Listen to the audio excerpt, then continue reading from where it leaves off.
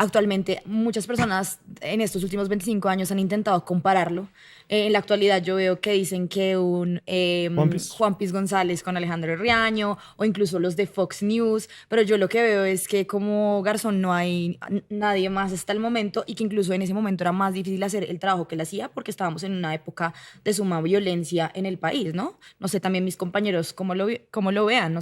Sí, digamos, una de las dificultades que uno tiene es cómo llegar a hacer una información entretenida o que la gente en verdad se impacte con eso y pues él lo logró. Y muchos lo han intentado, pero pues quedan como relegados a humoristas o relegados a un sentimiento político, pero no como él, que también, además de tener todo ese tema pues del humor, pues tenía cierta, o sea, la gente lo veía como alguien que decía información verdadera, o sea, lo veían como una fuente en quien confiar, ¿no?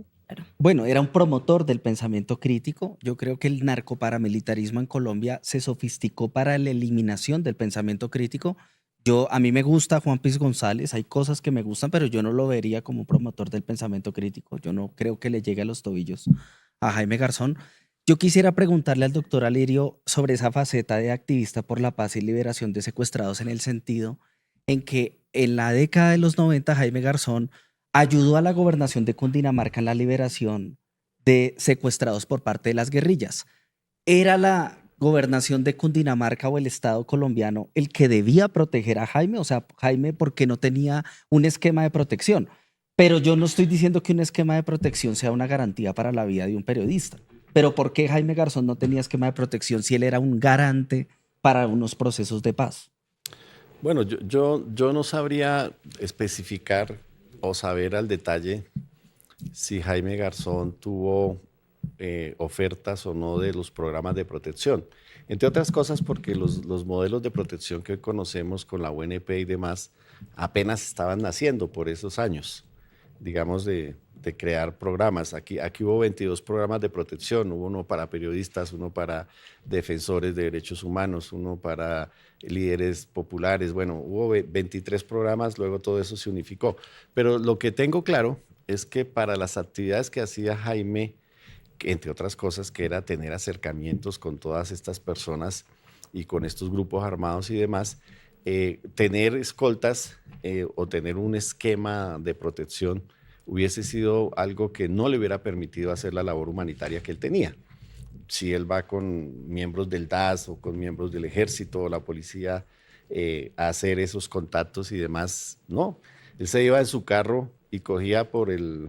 Pero como responsabilidad o sea, a Jaime lo asesinan en el marco de un trabajo humanitario, que tampoco la sociedad lo ha entendido muy bien, porque mucha gente erróneamente piensa que a Jaime lo mataron por hacer chistes políticos, pero en realidad lo matan por un proyecto político de la paz. Se podría pensar que lo mismo que hacía Piedad Córdoba era lo que hacía antes Jaime Garzón, liberar secuestrados y ser estigmatizado Sí, por ello. claro, y los marcos jurídicos eran más estrictos en la época de Jaime Garzón. Ahora, lo que quiero decir con esto es que efectivamente propender por la libertad de los secuestrados era una labor humanitaria, ¿no? Y obviamente cuando él cogía su carro particular y se iba por el páramo y se metía a hablar con los comandantes de las FARC o de cualquier guerrilla, para incluso entrevistar al secuestrado, de pronto llevarle un regalo de la familia, ¿no? Una encomienda, saber cómo estaba, para luego decirle a la familia, está vivo, está bien, llevar una prueba de supervivencia o hacer ese tipo de cosas, pues era algo que lo hacía con unos riesgos muy altos. Y obviamente los asumía porque consideraba que alguien lo tenía que hacer. Insisto, en ese momento histórico no era posible tener digamos, esa facilitación porque estaba criminalizada con el Código Penal. Cualquier persona que intercediera en una actividad humanitaria, que eso es un absurdo, pero eso era lo que decía la ley, lo podía llevar a la cárcel, incluyendo a sus familiares. Entonces, esa labor que él hacía, la hacía con un mandato de autoridades públicas, incluso pasando por encima de la ley, entre comillas, digo, porque lo autorizaban para hacerlo. ¿Qué hacían normalmente? A ti te secuestraban un familiar y denunciabas en el Gaula, los Gaulas verificaban qué había pasado, qué banda lo había cogido, dónde se lo habían llevado, etcétera. Y al final el Gaula le decía a la familia, mire, lo sentimos, no lo tiene delincuencia común. Cuando lo tenía delincuencia común, lo rescataban. Cuando lo tenía la guerrilla, no, lo tiene las FARC, luego está en la sierra, o en tal parte, o en el monte, es imposible liberarlo. Y ahí era cuando buscaban a Jaime. Bueno, Jaime, averigüenos si está vivo, si está muerto, si dónde lo tienen, si está bien, si está enfermo, si tiene los medicamentos, lo que fuera. Y ahí él entraba en su labor humanitaria para buscar esa posibilidad de liberación.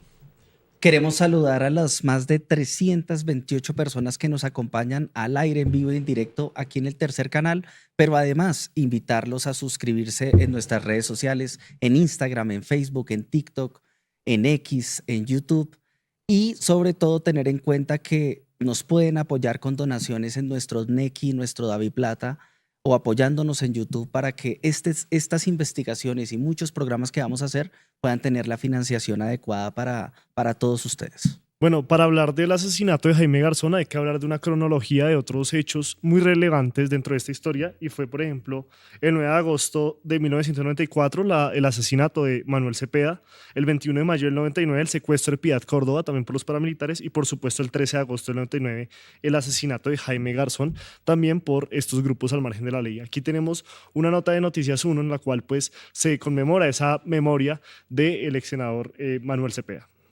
La existencia no pudo ser destruida por la impunidad. En la Cancillería se hizo el acto público ordenado por la Corte Interamericana de Derechos Humanos para resarcir la memoria del senador Manuel Cepeda Vargas, dirigente político de izquierda asesinado hace 30 años. Poder saber quiénes eran, pero todavía falta, especialmente de la cúspide de esa pirámide, los principales responsables. El asesinato de Manuel Cepeda hizo parte de una segunda fase del genocidio de la Unión Patriótica que inició en los años 80, del cual quedaron pocos políticos vivos. Es un hombre de unas dimensiones para después de la muerte.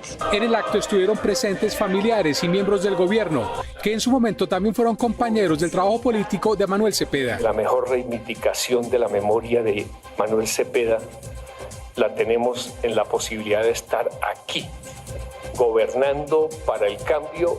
El senador Iván Cepeda ha solicitado a la JEP que se declare el exterminio de la UP como un genocidio. Doctor Alirio, ¿por qué los 30 años del asesinato del senador Manuel Cepeda, el secuestro de Piedad Córdoba y el asesinato de Jaime Garzón son crímenes conexos? Bueno, mira, quisiera contarles rápidamente una anécdota, ¿no? ¿Cómo conocí yo a Iván Cepeda? Yo trabajaba en el colectivo de abogados y con Manuel nosotros le llevábamos información de la situación de violencia que había en el país y Manuel Cepeda, antes como representante y en ese momento que acaba de empezar su periodo como senador, él hacía los debates en el Congreso y ponía esa información en la opinión pública.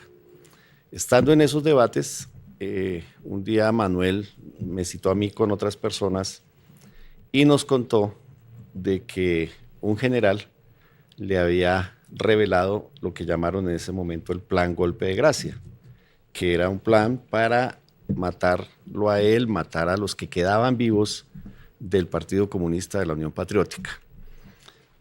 Lo que convenimos en esa reunión era que eso había que denunciarlo y él publicó en el periódico Voz una separata e hizo una audiencia pública, un debate en el Congreso y anunció que los generales se habían reunido en la cúpula militar para aprobar el golpe de gracia.